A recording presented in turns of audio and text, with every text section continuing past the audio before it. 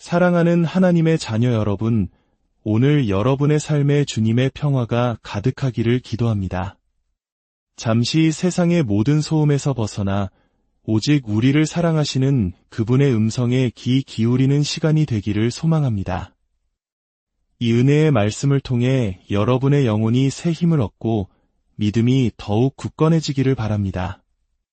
만약 오늘 이 메시지가 여러분의 마음에 울림을 준다면 이 은혜를 주변의 다른 영혼들과도 함께 나누어 주십시오. 하나님의 사랑을 전하는 귀한 통로가 되어주시길 부탁드립니다. 이제 우리의 마음을 열고 주님께 함께 나아갑시다. 주님, 당신을 주님이라 부를 수 있는 이 특권을 주심에 감사드립니다. 저희가 누구이기에 감히 당신을 주님이라 부를 수 있겠습니까? 하지만 당신은 우리의 주님이시며 우리의 하나님, 우리의 놀라우신 아버지가 되십니다.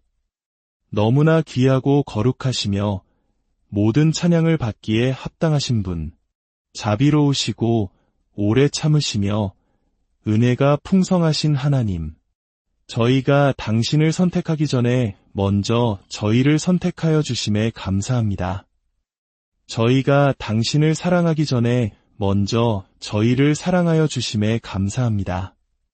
주님, 저희에게 구원을 베풀어 주신 은혜에 감사드립니다.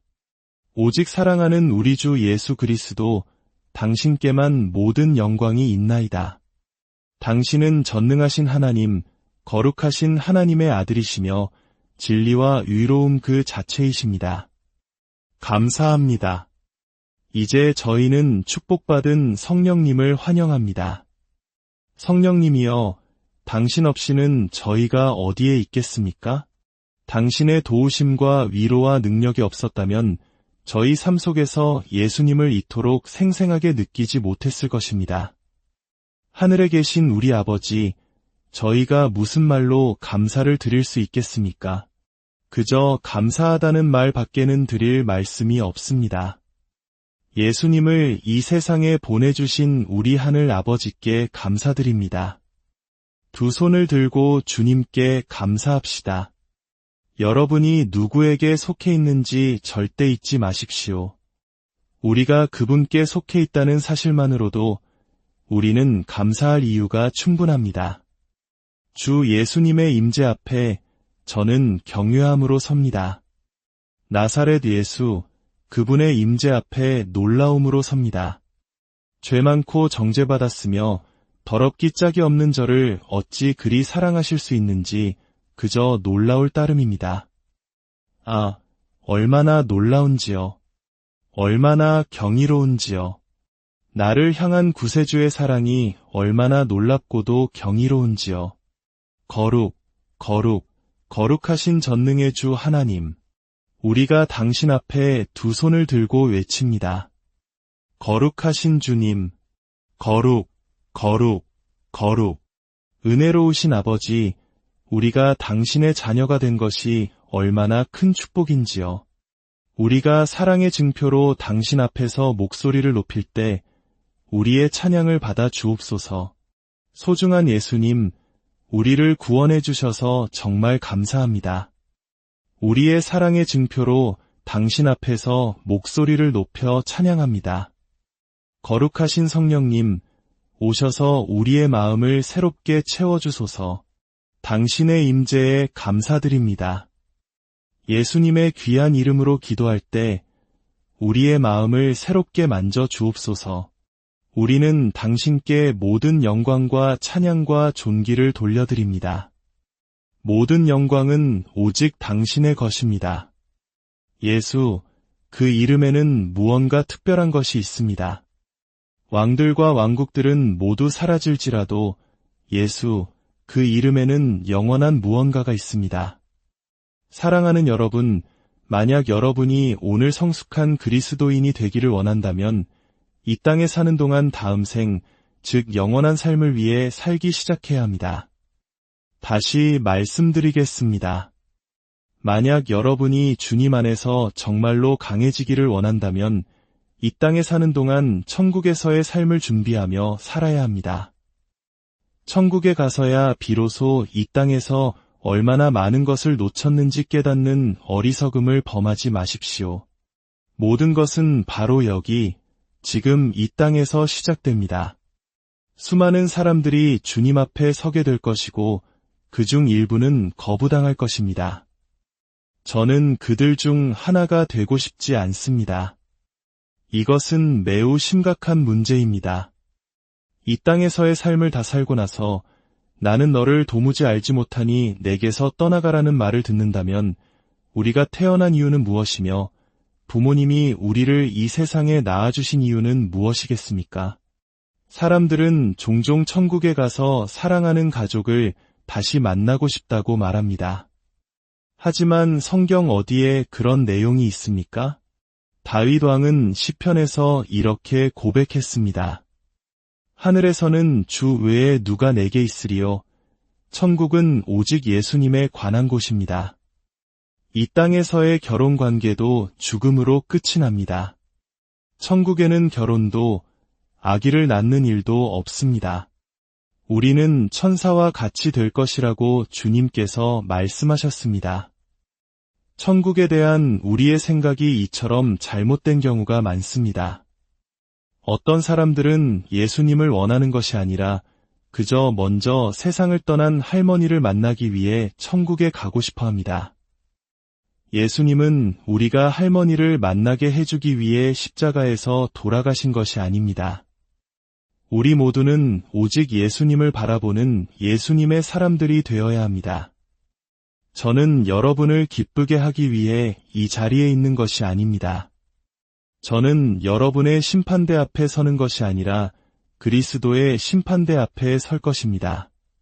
그리고 저는 지금 이 순간에도 그 순간을 위해 준비하고 있습니다. 제게는 2015년에 제 삶을 완전히 바꿔놓은 경험이 있습니다. 저는 우렬성 신부전으로 병원에서 거의 죽어가고 있었습니다. 의사는 하루만 늦었어도 죽었을 것이라고 말했습니다. 제 심박출률은 14%까지 떨어졌습니다. 20% 이하면 보통 사망에 이른다고 하니 제가 살아남은 것은 기적이었습니다. 중환자실에서 2주를 보내는 동안 제가 친구라고 생각했던 많은 사람들은 전화 한 통 하지 않았습니다. 어려울 때 진정한 친구가 누구인지 알게 된다는 말이 사실이었습니다. 오히려 예상치 못했던 사람들이 저를 찾아와 위로해 주었습니다. 하지만 그 병원에서 저는 진정한 사랑을 보았습니다. 기독교인이 아닌 것처럼 보이는 간호사들에게서 말입니다. 온몸에 문신을 한 남자 간호사가 있었습니다. 길에서 마주쳤다면 아마 길을 건너 피했을지도 모릅니다. 그는 매일 제 피를 뽑으러 왔습니다. 계속되는 주사바늘에 지친 제가 불평을 하자 그가 제게 말했습니다. 제가 어렸을 때 TV에서 당신을 봤어요. 당신은 항상 주님을 믿으라고 말했죠. 이제 제가 당신에게 말할게요. 믿음을 가지세요. 그의 모습에서는 상상할 수 없었던 그러나 너무나도 진실한 예수님의 사랑이 흘러나왔습니다. 필리핀 출신의 제 담당 의사는 제 손을 잡고 울며 말했습니다. 당신이 누구인지 압니다. 절대 당신을 죽게 내버려두지 않겠습니다. 병원에서 퇴원한 후 저는 꿈을 꾸었습니다. 너무나도 생생하고 강력한 꿈이었습니다. 저는 천국으로 보이는 곳에서 다른 설교자들과 함께 하얀 옷을 입고 줄을 서 있었습니다. 아름답게 빛나는 거대한 문 옆에는 주님이 서 계셨습니다. 주님은 아무 말 없이 손짓으로 사람들을 들여보내거나 혹은 돌려보냈습니다. 어떤 사람이 거절당하고 천사들에게 끌려나갈 때 그의 얼굴에 서린 공포는 지금도 잊을 수가 없습니다. 마침내 제 차례가 되었습니다. 나는 들어갈 수 있을까? 아니면 거절당할까? 그 순간 주님은 아무런 손짓도 하지 않으셨습니다. 그리고 저는 잠에서 깨어났습니다. 잠에서 깨어나는 순간 제 귀에는 내가 너를 지켜보고 있다. 망치지 말아라 라는 음성이 생생하게 들렸습니다. 정신이 번쩍 들었습니다. 사도 바울조차도 자신의 몸을 처복종시키지 않으면 버림받을 수 있다고 고린도전서에서 말했습니다. 위대한 사도 바울도 그러했다면 우리는 어떻겠습니까? 이제 우리의 신앙을 장난처럼 여겨서는 안 됩니다. 우리의 신앙생활은 인기를 얻거나 사역의 성공을 위한 것이 아닙니다. 오직 주님께서 우리에 대해 무엇이라고 말씀하시고 어떻게 생각하시는지가 중요합니다. 당신의 목사님이나 친구들이 당신을 어떻게 생각하는지가 중요한 게 아닙니다. 오직 예수님께서 당신에 대해 어떻게 말씀하시느냐가 당신이 천국에 들어갈지 아닐지를 결정할 것입니다. 지옥은 성경에 나오는 실제 장소입니다. 오늘날 사람들은 하나님의 존재를 부정하면서도 별자리 운세를 읽습니다. 초자연적인 힘이 자신의 미래를 알려줄 것이라고 믿는 것입니다. 복음이 약해진 시대입니다. 제가 처음 구원을 받았을 때 들었던 메시지는 십자가의 삶, 회개, 예수님의 보혈에 관한 것이었습니다. 그러나 오늘날 우리가 듣는 것은 온통 어떻게 하면 성공하고 어떻게 하면 문제를 해결하는지에 대한 방법론뿐입니다. 더 이상 예수님에 관한 이야기가 아닙니다. 그 꿈을 꾼 이후 저는 결심했습니다. 약하게 끝나지 않겠다. 실패자로 끝나지 않겠다. 어떤 대가를 치르더라도 거부당하지 않겠다. 주님은 제게 말씀하셨고 저는 지난 7년간 텔레비전을 보지 않았습니다. 제가 한 일 중 가장 멋진 일이었습니다. 그 시간에 저는 성경을 읽고 주님 안에서 시간을 보냅니다. 제 초점은 한 가지입니다. 시작할 때보다 더 강하게 끝마치는 것. 하나님께서는 기도할 사람, 중보할 사람을 찾으십니다. 이사야서는 그의 이름에 부르는 자가 없으며 스스로 분발하여 줄을 붙드는 자가 없나이다 라고 탄식합니다. 오늘날 많은 사람들의 삶에서 주님의 임재가 더 이상 실제가 아닌 이유는 바로 그들이 더 이상 주님과 대화하지 않기 때문입니다. 그들은 더 이상 그분의 말씀 안에 있지 않습니다. 그렇다면 진정으로 기도할 수 있는 힘, 그 연료는 어디에서 오는 것일까요? 시편 119편은 그 답을 알려줍니다. 복 있는 사람은 주의 율법을 따라 행하는 자들이며 그의 증거들을 지키고 전심으로 주를 찾는 자로다. 기도의 힘에 대한 해답이 바로 여기에 있습니다. 주의 율법 안에서 걷는 것, 즉 그분의 말씀을 아는 것입니다. 그리고 그 말씀을 삶 속에 지키는 것입니다. 그 결과는 무엇입니까? 그들은 전심으로 주를 찾게 될 것입니다. 여러분, 하나님의 말씀을 제대로 받기 위해서는 성경적인 방법을 따라야 합니다. 바로 묵상입니다. 하나님의 마음을 알기로 결단해야 합니다. 그분의 마음은 바로 그분의 말씀입니다. 누군가를 알려면 그가 쓴 편지나 책을 읽으면 됩니다. 하나님께서는 우리에게 성경이라는 편지를 보내셨습니다. 그분의 말씀을 천천히 기도하는 마음으로 읽으십시오. 한 구절, 한 장을 읽고 나서 그 말씀이 머리가 아닌 가슴에 닿을 때까지 계속해서 곱씹고 또 곱씹으십시오. 소가 여물을 되새김질하듯 말입니다. 그 말씀이 여러분의 마음에 들어가는 순간 생명이 폭발할 것입니다. 그리고 그 생명이 여러분의 마음에 닿을 때 여러분은 주님과 이야기하기 시작할 것입니다. 기도란 바로 여러분 안에 있는 성경을 통해 태어나는 것입니다.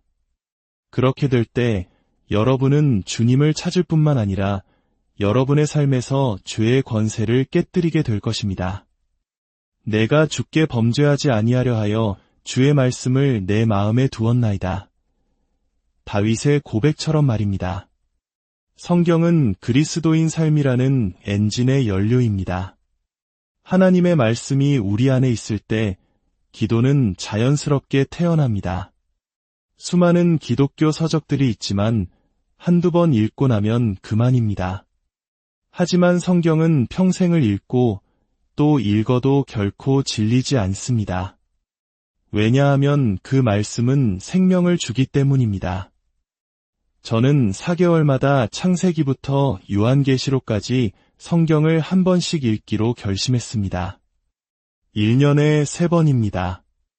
여러분도 할 수 있습니다. 다가올 미래에서 살아남고 천국에 들어가려면 반드시 그렇게 해야 합니다. 우리는 부모님이나 가족을 알기 위해 태어난 것이 아닙니다. 우리는 오직 주님을 알기 위해 이 세상에 왔습니다. 기도는 우리 삶에서 가장 하늘에 속한 영적인 활동입니다. 제가 기도할 때 저는 그분의 생명을 들이마십니다. 그리고 제 자신의 생명을 내쉽니다. 기도 안에서 생명의 교환이 일어나는 것입니다. 사도행전에서 헤롯 왕이 야고보를 죽였을 때 교회는 위기에 처했습니다. 사탄은 교회가 성장하기 전에 그 지도자들을 죽이려 했습니다. 그제서야 교회는 현실을 깨닫고 베드로를 위해 기도하기 시작했습니다. 그들이 기도했을 때 하나님은 베드로를 구출하시고 헤롯을 치셨습니다. 원수를 향한 반격이 일어난 것입니다. 무릎 꿇는 진정한 기도가 교회를 구했습니다. 오순절에 성령이 임하신 이유도 기도 때문이었습니다. 구속 사역이 완성되고 성령의 약속이 주어졌음에도 그들은 하나님의 능력이 임하는 것을 보기 위해 기도해야만 했습니다. 누가복음 11장에는 한밤중에 친구에게 떡 3덩이를 빌리러 간 사람의 비유가 나옵니다. 친구라는 이유만으로는 주지 않겠지만 그의 끈질김 때문에 일어나 그가 원하는 것을 줄 것이라고 말씀하십니다. 기도에 있어서의 끈질김은 단순히 절박함에서 나오는 것이 아닙니다. 그것은 주님의 말씀에 의해 태어납니다. 내가 예루살렘의 성벽 위에 파수꾼을 세웠으니 그들로 하여금 밤낮으로 잠잠하지 않게 하였느니라.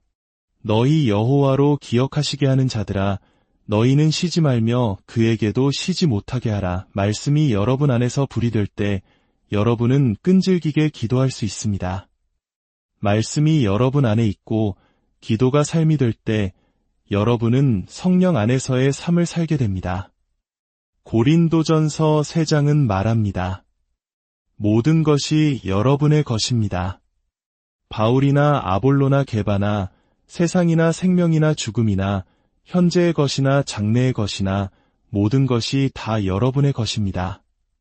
그리고 여러분은 그리스도의 것이요 그리스도는 하나님의 것입니다. 이것은 놀라운 선포입니다. 성령 안에서의 삶이란 한계없는 삶을 의미합니다. 과거의 기록이 더 이상 여러분을 붙들지 못합니다.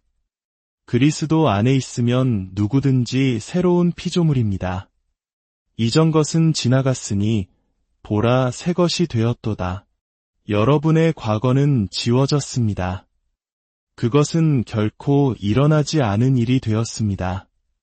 모세가 홍해 앞에 섰을 때 이스라엘 백성들은 뒤쫓아오는 이집트 군대와 앞을 가로막은 바다를 보았습니다. 그러나 모세는 군대나 바다를 보지 않았습니다. 그는 하나님을 보았습니다. 그것이 바로 한계없는 삶입니다. 그는 나무 지팡이를 내밀었고 바다는 갈라졌습니다. 다윗은 사망의 음침한 골짜기를 걸을 때에도 악을 두려워하지 않았습니다. 왜냐하면 그는 골짜기를 본 것이 아니라 함께 하시는 주님을 보았기 때문입니다. 12명의 정탐꾼 중 10명은 거인들을 보았고 2명은 하나님을 보았습니다. 여러분은 무엇을 보고 있습니까? 성령 안에서의 삶은 자연적인 것을 보지 않고 오직 하나님을 보는 삶입니다. 로마서 13장은 주 예수 그리스도로 옷 입고 육신의 일을 도모하기 위해 육신에게 기회를 주지 말라고 말합니다. 성령 안에서 살 때 우리는 주님으로 옷 입고 육신을 굶깁니다. 육신을 자극하는 장소들을 피하고 아니오라고 말할 힘을 갖게 됩니다. 하나님께서 우리를 의롭다 하실 때 우리는 죄의 형벌로부터 자유롭게 됩니다. 그리고 우리가 거룩하게 될 때 우리는 죄의 권세로부터 자유롭게 됩니다. 갓 태어난 아기는 부모를 알아보지 못하지만 부모는 내 아기라고 선언합니다. 이것이 칭의입니다. 아기가 자라면서 엄마, 아빠를 알아보고 가족의 일원이 되어 참여하는 것이 성화입니다. 우리는 하나님의 가족 안에서 자라나며 죄의 권세로부터 점점 더 자유로워지는 것입니다. 세상은 끊임없이 우리를 뒤로 끌어당기려 합니다. 그러나 우리가 성령 안에 더 깊이 거할수록 그 힘은 약해집니다. 하나님의 말씀이라는 도구를 그분께 드리십시오. 기도의 삶을 드리십시오. 성령 안에서 걷는 삶을 드리십시오. 그러면 하나님께서 여러분을 그분의 임재 안으로 더욱 강하게 이끄실 것입니다.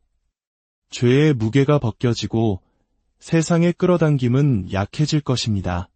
하나님 없이는 여러분이 아무것도 할 수 없으며 여러분 없이는 하나님도 아무것도 하지 않으실 것입니다. 그분께서 사용하실 도구를 드리십시오. 말씀, 기도, 성령 안의 삶. 이 단순한 순서가 서로를 낳습니다. 말씀을 읽으면 기도하게 되고 말씀과 기도가 있으면 성령 안에서 살게 됩니다. 그러면 여러분은 점점 더 주님께로 이끌리고 죄의 권세는 힘을 잃고 떠나가게 될 것입니다. 두 손을 들고 주님께 감사합시다. 아버지, 제게 당신의 말씀을 향한 깊은 갈망을 주옵소서. 거룩하신 성령님이여, 제 눈을 열어 당신의 말씀에서 놀라운 것들을 보게 하소서. 제 마음에 불을 붙여주시고 주님과의 교제로 제 영혼을 불태워 주소서. 매일, 매시간, 매순간 성령 안에서 사는 삶으로 저를 이끌어 주옵소서. 주님의 약속에 감사드립니다. 저는 온 마음으로 믿습니다. 당신은 능히 저를 넘어지지 않게 지키시며 흠없고 책망할 것이 없는 자로 당신의 보좌 앞에 세우실 수 있는 분이십니다. 당신께